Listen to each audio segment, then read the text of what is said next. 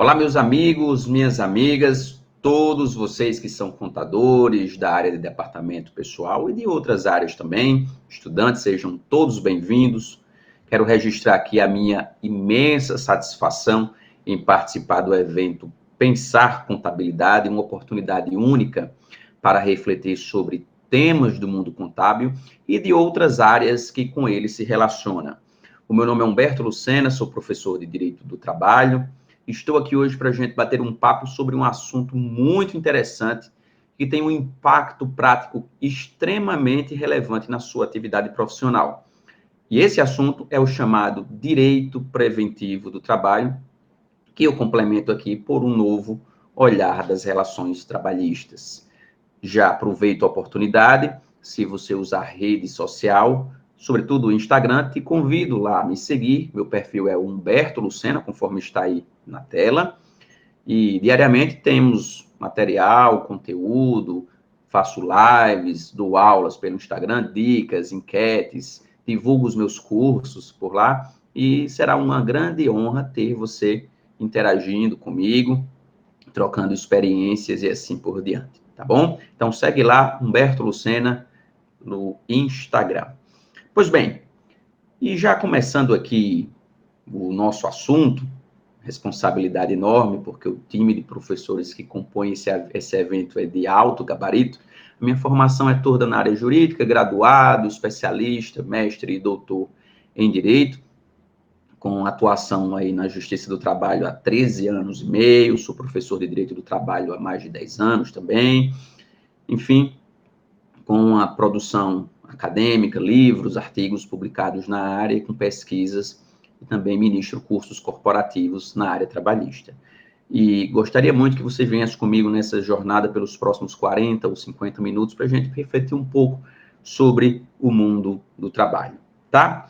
Pois bem, olha só, eu sei que geralmente o profissional da contabilidade, que é o foco principal, o público-alvo deste evento, está muito acostumado a desempenhar atividades de natureza prática, atividades de retransmissão de informação, recolhimento de tributos, pagamento de guias, até mesmo consultoria em relação ao cliente, dentre outros temas que envolvem folha de pagamento, departamento do pessoal, cumprimento e observância da legislação trabalhista e assim por diante. Porém, o mundo moderno ele exige uma preparação um pouco mais alargada do que isso. Este novo profissional, seja das ciências contábeis ou não, do direito, de outras áreas do conhecimento, mas que tenham contato com a gestão do contrato de trabalho, ele precisa ter uma noção mais ampla, porque a modernidade acaba trazendo certas demandas que a graduação, às vezes até uma pós-graduação, não dá o suporte de natureza prática e de natureza teórica também, quando necessário para este profissional. E uma das áreas que me parece que é uma grande deficiência e precariedade de conhecimento e de maior estudo, mas que, ao mesmo tempo, tem um grande impacto nos passivos econômicos, e aqui, neste caso, em especial, nos passivos de natureza trabalhista, é a área dos conflitos trabalhistas. E antes de efetivamente tratar de conflitos e sua prevenção, já que é o foco do nosso trabalho, gostaria de fazer uma breve reflexão aqui acerca do que é necessário para sobreviver no mundo dos negócios. Basicamente, 4 pilares aí são importantes nessa área do conhecimento. Não importa se o empreendedor é pós-doutor em Harvard ou se ele é aquela pessoa simples, humilde, lá da esquina que tem um pequeno comércio, ele precisa ter noção desses 4 grandes pilares e vigas para a sobrevivência do seu negócio. Eu não estou nem falando de sucesso, eu estou falando de sobrevivência. O sucesso é um passo à frente que vai demandar outras estratégias, tá? Muito bem. Primeiro passo é que todo empreendimento, ele precisa, e todo empreendedor precisa conhecer o tipo de negócio que tem. Ele não precisa ser o expert naquela área, mas minimamente ter uma noção, ter uma breve apreensão da realidade e saber o seu lugar no mundo. Por exemplo, de nada adianta você abrir um restaurante sem conhecer minimamente como é que funciona uma cozinha, quais produtos deve comprar, como é que é o mercado de alimentação, de restaurantes, de turismo e assim sucessivamente. E conhecer o negócio é fundamental para dar o próximo passo, porque esse negócio, para funcionar, para vender bem um produto ou para prestar um serviço, você vai precisar de pessoas ao seu lado. Você precisa de pessoal, de mão de obra, de capital humano. E essas pessoas, a simples presença delas ao seu lado não é suficiente porque elas precisam ser treinadas, precisam ser capacitadas, tanto no aspecto técnico, portanto, aqueles que têm a ver com a atividade fim da empresa, atividade finalística, quanto ao aspecto intermediário, os que prestam apoio, trabalham no setor administrativo, os contadores, se forem empregados, os funcionários dos recursos humanos, do departamento de pessoas, e assim sucessivamente. Essas duas grandes áreas, meio e fim, precisam de qualificação para prestar prestar um bom serviço, ter um bom trabalho para o cliente, evitando o mínimo de custos e gastos e maximizando a produção. Em terceiro lugar, também é fundamental conhecer quais são as regras e a legislação que rege esse setor específico. Já tomando ainda o exemplo do restaurante, por assim dizer, eu preciso conhecer quais são as regras básicas aí de limpeza, da vigilância sanitária, trabalhista sobre a área, conhecer quais são as categorias que têm a ver com aquela atividade, saber quais são os sindicatos de negociação coletiva que estão em vigor em relação a esse tema, e assim sucessivamente. Pois bem, mas isto por si só quer dizer que eu já estou sabendo e sei aplicar tudo? Não, porque o quarto pilar é aí onde justamente você pode sobreviver ou quebrar, para usar um termo bem comum, é o chamado pilar do risco. E esse risco, que não necessariamente é um perigo, ele decorre da própria existência e da atuação da atividade empresarial no mercado. Os riscos podem decorrer de uma fraude interna, podem decorrer de um roubo, de um furto, de problemas de ordem trabalhista, gerando um passivo econômico, de ordem tributária, fiscal, da relação com a administração pública e a sua respectiva fiscalização, e falhas nesse processo do negócio, falhas de comunicação, falhas de produção, falhas logísticas, danos ao patrimônio que podem ocorrer por várias razões, seja por uma chuva, por uma inundação, por um pequeno tremor de terra, enfim, problemas de ordem que estão de ordem natural e de força maior que estão fora das forças do empregador. E também interrupção das atividades. Mas o que é que esses quatro pilares têm em comum? É que quem conhece o negócio é uma pessoa, quem teve a ideia sobre ele é uma pessoa também, quem ajuda este empreendedor a vender, a comprar, a produzir são pessoas, quem cria regras e as fiscaliza são pessoas, e no final das contas, quem eventualmente comete alguma bobagem também são as pessoas. 100% dos que vendem são pessoas, 100% dos que compram são pessoas. Você pode até questionar, mas eu vendo para pessoas jurídicas, eu tenho fornecedores que são grandes conglomerados econômicos. Por trás de toda pessoa jurídica, você tem sócios e você tem consumidores. Portanto, tudo gira em torno das pessoas. Um grande executivo norte-americano já afirmava que o maior patrimônio que uma empresa tem não são as suas máquinas, não são os seus contratos, não são os seus contatos, não é o seu portfólio, tampouco a sua logomarca ou o seu nome. São as pessoas, são os clientes e os seus colaboradores, os seus trabalhadores. Então, o mundo do direito, ele se posiciona nesse cenário de colocar o ser humano como elemento central. E aqui, já trazendo para a nossa área específica, na perspectiva trabalhista. Portanto, a proteção ao trabalho, ela se dá protegendo a pessoa. Isto pode parecer um tanto óbvio, clichê e repetitivo, mas não deixa de ser uma verdade em absoluta, porque o trabalho é elemento central, não sendo um fim em si mesmo, ele serve de instrumento para se atingir outros campos das áreas, outros campos da vida. Por exemplo, ter uma saúde de melhor qualidade, educação, lazer e outros direitos sociais. Mas este mesmo trabalho, que é desempenhado por um trabalhador, ele acaba fazendo com que as pessoas tenham que conviver. E toda diferença e toda diversidade gera uma contraposição de ideias e de interesses. E é justamente desta convivência, em decorrência dela, que nós temos os possíveis conflitos. Os conflitos, eles estão espalhados e distribuídos nas mais diversas áreas da vida humana. Temos conflitos familiares, conflitos econômicos, conflitos criminais, conflitos trabalhistas, conflitos administrativos com o Estado e a sua fiscalização e os seus agentes públicos, e assim sucessivamente. Mas dentro do campo dos conflitos trabalhistas, o que é que nós podemos aprender? Veja, Edward de Bono, um grande estudioso do campo da conflitologia, e aí ele basicamente distribui em 4 causas os motivos pelos quais as pessoas entram em conflito. Elas veem situações de maneira diferente, elas querem coisas diferentes, a forma de pensar das pessoas as encoraja para a disputa, e há um certo senso, uma certa esperança no sentido de se esperar que elas litiguem.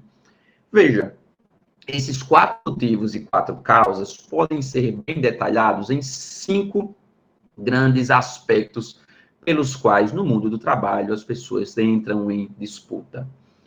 Primeiro, nós temos um problema relacionado às chamadas expectativas. E quando eu estou falando de expectativas aqui, eu quero que você entenda e interprete expectativas como interesses.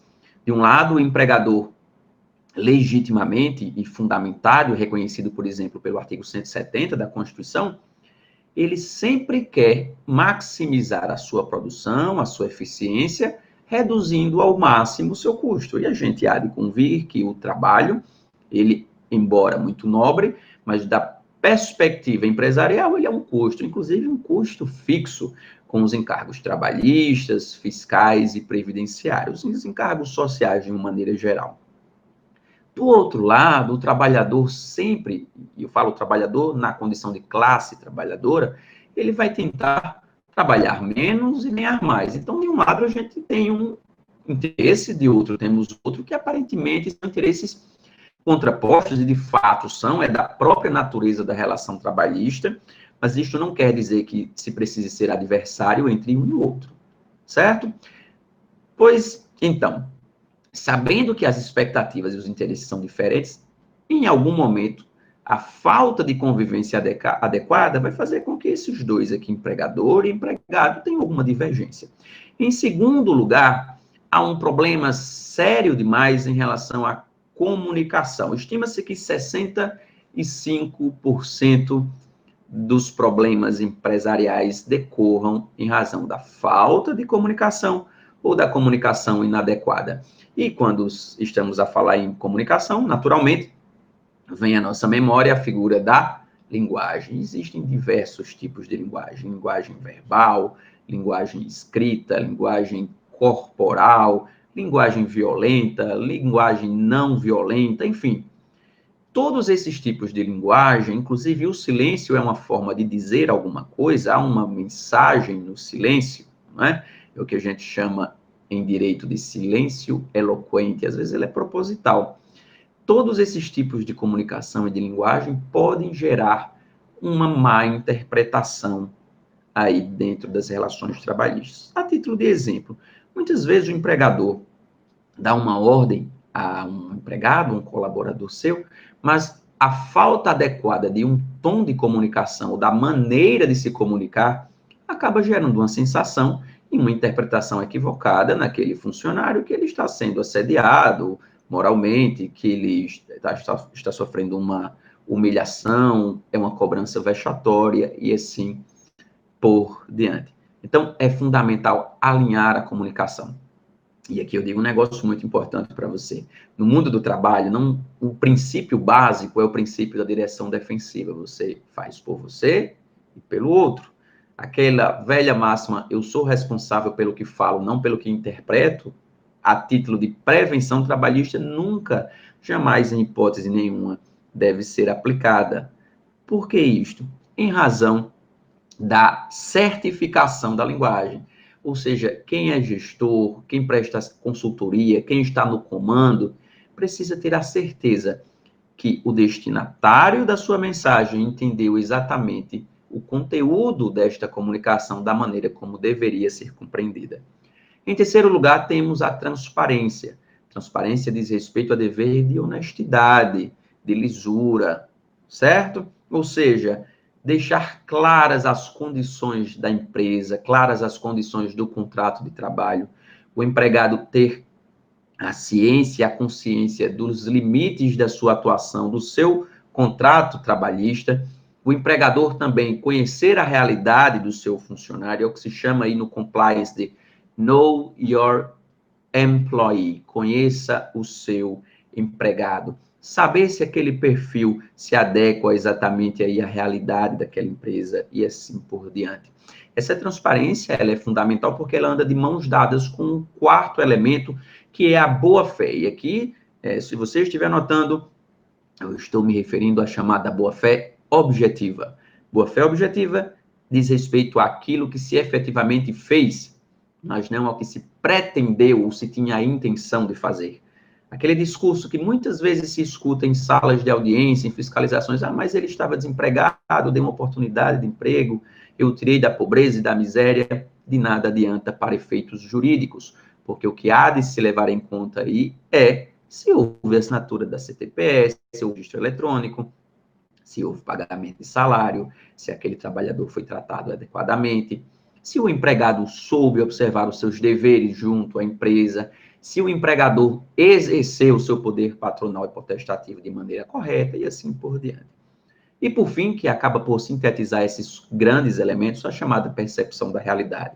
Nós somos influenciados por tudo aquilo que passamos na nossa história. Sua formação religiosa, formação familiar, em que estado ou região, cidade você nasceu, enfim, a maneira por onde passou, que tipo de escola estudou, se é filho de empresário, de empregado, se é empreendedor, se é trabalhador, subordinado e assim sucessivamente. Isto tudo acaba por formar o chamada percepção da realidade. As pessoas têm percepções diferentes da realidade.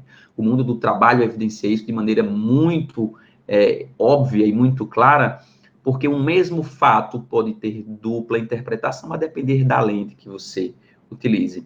E aí, sabendo destes grandes motivos pelos quais as pessoas entram em conflito, surge aquela pergunta: o que seria, então, o direito preventivo do trabalho?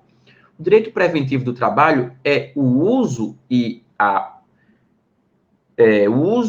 a comunicação entre várias áreas do conhecimento, como, por exemplo, o direito, a filosofia do trabalho, a sociologia do trabalho, a psicologia organizacional, as ciências contábeis, a economia, dentre outras tantas, a linguagem, né, a mediação de conflitos, no intuito de aplicar institutos, regras e princípios que tenham por intenção evitar passivos trabalhistas de natureza econômica ou reputacional.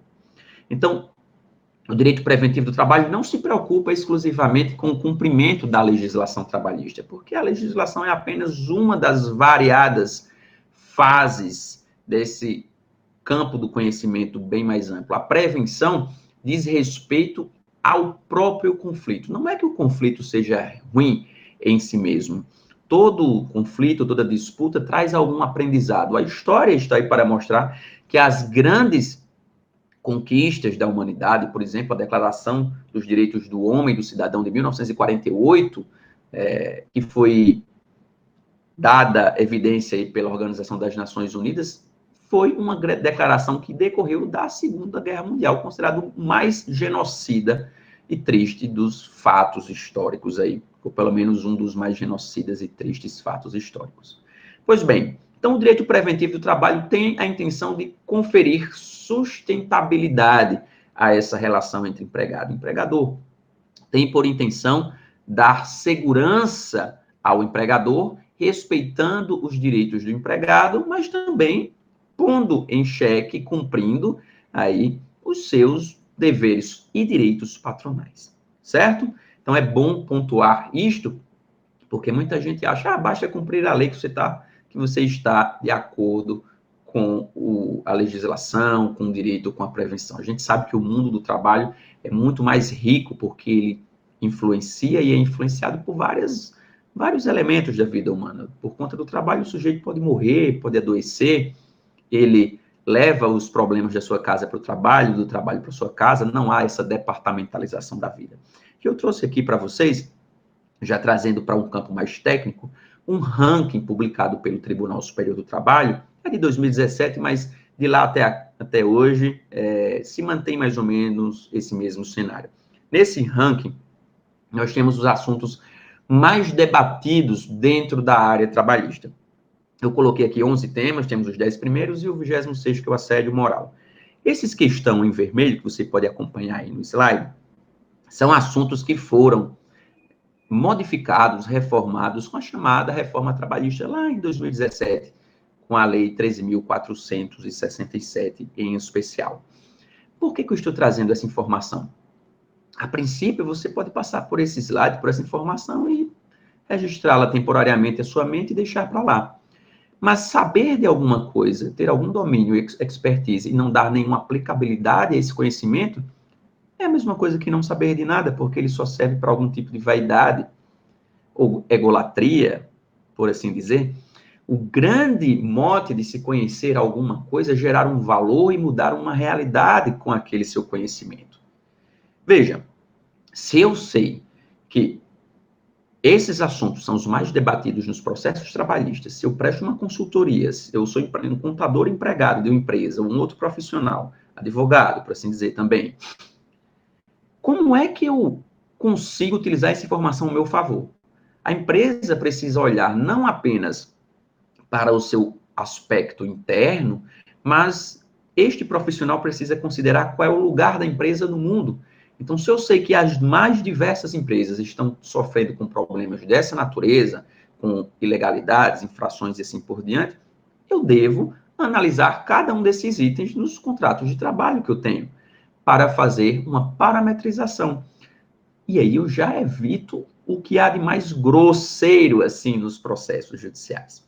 Então, toda a informação que nós obtemos para o direito preventivo do trabalho é extremamente útil, porque esta informação muitas vezes pode dizer respeito a problemas de outras pessoas, mas que eu posso aplicar à minha realidade, certo? E aí, um segundo momento do direito preventivo diz respeito ao planejamento trabalhista. Eu tenho certeza que você já ouviu falar em planejamento tributário, não é? Você já ouviu falar em planejamento comercial, gerenciamento de riscos, gerenciamento de projetos. Há uma preocupação das empresas com os fornecedores, com os clientes, nas estratégias de publicidade, mas pouco se fala em planejamento trabalhista. Infelizmente, porque essa relação trabalhista ainda é muito amadora, muito intuitiva. As pessoas só se preocupam quando há uma ação trabalhista, um processo judicial, quando a fiscalização bate às portas, quando o Ministério Público do Trabalho notifica a empresa. Então, nesses momentos, nesses períodos, o problema já se deflagrou. Aqueles que estão à vanguarda, como diriam os franceses, à frente do seu tempo, eles sabem que, tal qual as outras áreas, a relação trabalhista também precisa de um planejamento.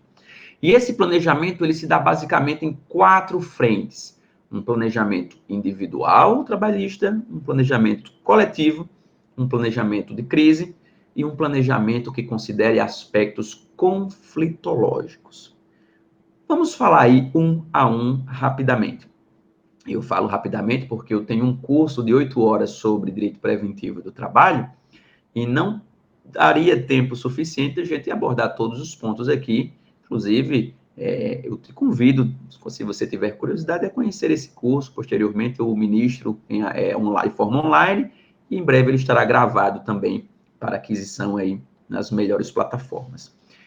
O planejamento individual trabalhista, ele diz respeito a considerar o empregado na sua individualidade. Porque quando você contrata alguém, você contrata para uma função, para desempenhar aquela atividade, a depender da situação por determinado período, com um foco específico. Isso diz respeito ao tipo de contrato que você vai escolher para aquele empregado. Isso diz respeito às cláusulas chamadas cláusulas contratuais sensíveis, que esse trabalhador vai precisar negociar com você. E muitas empresas falham porque elas se encantam tanto e se empolgam no momento da contratação, porque não é fácil encontrar o empregado exatamente com o perfil procurado, que esquecem de fazer essas negociações e vão fazendo, alterando o contrato de trabalho no curso dessa relação, sem saber, ou pelo menos ignorando, a impossibilidade de se fazer isso de qualquer forma. Então, o planejamento individual trabalhista, ele considera pelo menos 25 critérios que a empresa deve prestar atenção na hora de pactuar esse contrato do trabalho. Esses critérios dizem respeito principalmente a quais cláusulas em relação à remuneração, local, prestação de serviço, local onde esse empregado vai ser registrado, tudo isto com uma consequência imediata, que é evitar uma ação trabalhista ou uma autuação.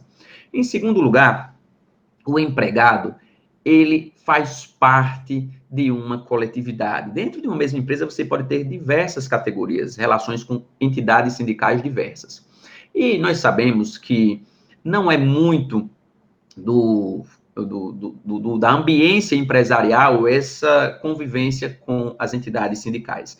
Mas gostando ou não, concordando ou não, a verdade é que a nossa Constituição e a nossa legislação trabalhista colocam essas entidades sindicais numa posição de destaque. Explico por quê.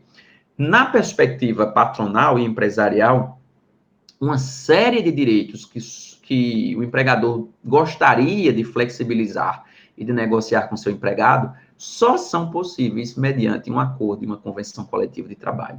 Eu te convido a você fazer uma pequena análise. Olhe as grandes empresas, os grandes conglomerados econômicos. Quantos acordos e convenções coletivas de trabalho essas empresas não têm? Por que será? Há um interesse de negociação sindical porque elas já perceberam que é muito mais fácil e democrático cumprir uma regra que eu participo de sua formação do que cumprir uma regra formada lá em Brasília. Há, inclusive, um ganho de competitividade em relação às outras empresas do setor, quando, por exemplo, eu celebro um acordo coletivo de trabalho e eu crio regras que são de acordo com a minha realidade, podendo, inclusive, de acordo com os artigos 611A e 611B da CLT, estabelecer a chamada prevalência do negociado sobre o legislado. O artigo 620 da CLT também, ele prevê que as negociações existentes em acordos coletivos de trabalho sempre, o termo sempre é muito raro no direito, e nesse artigo utiliza o termo sempre, sempre prevalecerão sobre as convenções coletivas de trabalho.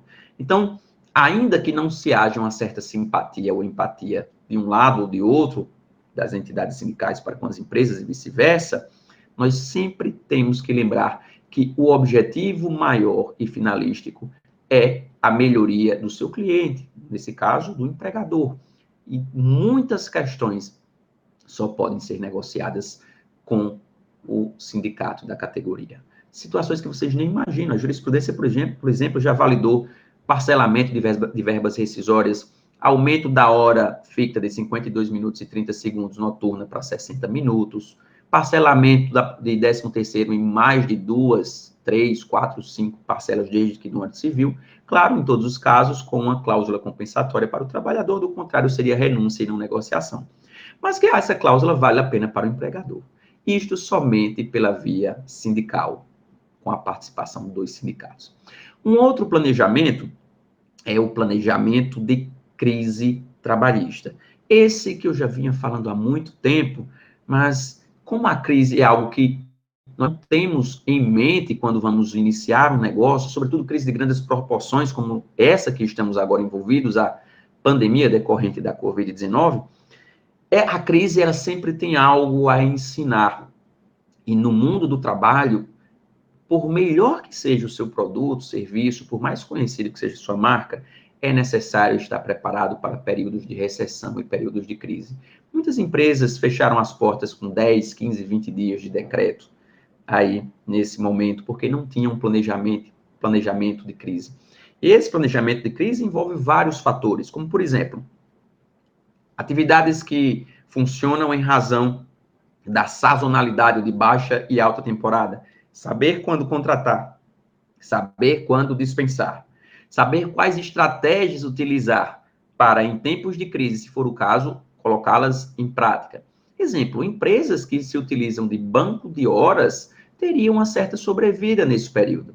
Empresas que souberam aplicar bem as medidas provisórias e tinham chamado gabinete ou sala de guerra ou sala de risco, que montaram um comitê para a gestão da crise, com profissionais de várias áreas, advogados, se for o caso, contador, os profissionais de recursos humanos, psicólogos, estão conseguindo sobreviver e passar por esse momento com menores danos. Não quer dizer que não tenham alguma sequela ou trauma econômico, mas terão menores problemas.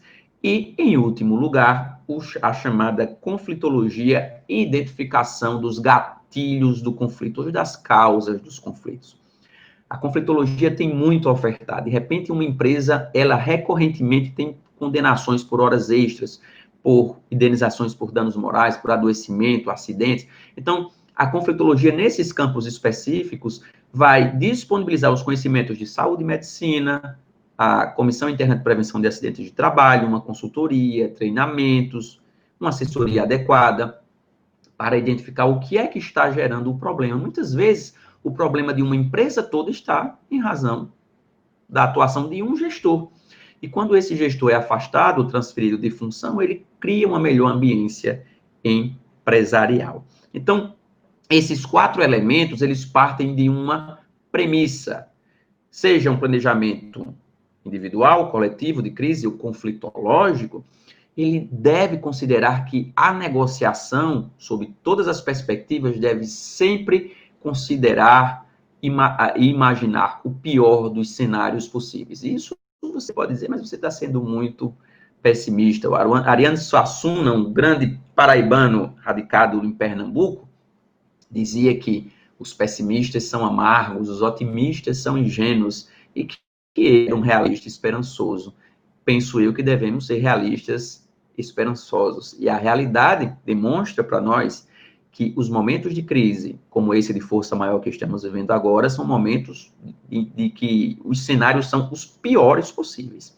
Para estes cenários, devemos estar preparados. Do ponto de vista trabalhista, 4 premissas devem ser sempre consideradas. Inalterabilidade contratual lesiva, ou seja, saber quais cláusulas negociar e como serão negociadas para que, se eu precisar alterá-las no curso do contrato de trabalho, não haja maiores problemas. Isso leva em conta uma série de fatores. Quantos dias da semana vou precisar do empregado? Por quantas horas? Em quais épocas do ano? Qual tipo de contrato de trabalho adequado àquela realidade? E assim sucessivamente. Então, a forma como se entabula essa negociação, seja numa perspectiva individual ou coletiva com o sindicato, as brechas, os campos de atuação que esse profissional tem, permitem um maior trânsito flexível nesta fase do planejamento trabalhista. O segundo premissa é a premissa da imperatividade, que diz respeito à ciência e consciência que as regras trabalhistas não são uma opção, elas são uma obrigação. Então, o campo de planejamento deve considerar que regras, por exemplo, relativas à saúde e segurança, são regras praticamente inflexíveis, e que mesmo nos tempos de crise, essas regras são mantidas. A própria MP 927, a estabelecer que a maior parte das regras de segurança e saúde são mantidas, havendo suspensão e flexibilização apenas dos exames, é uma demonstração, os exames periódicos, é uma demonstração nítida e alina disso. Uma terceira premissa diz respeito à irredutibilidade e intangibilidade salarial. Portanto, o salário, ele configura o maior patrimônio jurídico do empregado, e há uma rede, um chamado sistema de garantia e proteção ao salário. Isso quer dizer que, desde o momento do planejamento, a quanto vou pagar, da progressão remuneratória, quais as bases de incidência salariais, indenizatórias, os planos de cargos e salários, devem considerar que o salário tem proteção na Constituição, na legislação, e que eu devo fazer o cálculo dos reflexos na minha folha de pagamento, no aporte econômico da empresa, sabendo que em momentos de crise eu tenho pouquíssimas opções de redução salarial. E, por fim, a denominada alteridade. Alteridade, o risco do empreendimento corre por conta do empregador. Veja que eu falei de risco, não necessariamente de perigo. É possível correr risco sem correr maiores perigos. E que a empresa precisa ter, de fato, esta consciência que ela não pode dividir com seus empregados os prejuízos, porque, do contrário, seriam sócios e não trabalhadores. Tendo em conta essas 4 grandes atividades, essas molas mestras, por assim dizer, nós chegamos aí à conclusão que o direito preventivo do trabalho, ele tem enormes contribuições para dar atividade contábil. E aí, você que está me ouvindo, você que está me vendo, eu gostaria de despertar para você um novo campo de atuação. Dentro desse campo preventivo, de consultoria, de conhecer outras áreas de conhecimento, ter acesso a outras áreas de conhecimento, como, por exemplo, a psicologia do trabalho, no intuito de orientar de forma mais adequada, de forma mais mediadora o seu cliente e trazer o seu cliente para o centro da negociação e você também ser levado até o centro da decisão da empresa, com certeza aí o direito preventivo do trabalho tem muito a cooperar, por isso mesmo que é por um novo olhar das relações trabalhistas, um olhar que monitore a todo tempo, sabendo quais estratégias utilizar, seja na perspectiva do planejamento individual, coletivo, de crise ou conflitológico. Eu gostaria muito de agradecer a sua paciência, atenção, te aguardo lá no meu Instagram, mais uma vez, @HumbertoLucena, este é o meu contato de e-mail, humbertolucena.professor@gmail.com, e que você desfrute muito do evento Pensar Contabilidade e que saia deste evento contábil com uma nova percepção da sua atuação profissional. Um grande abraço, até a próxima.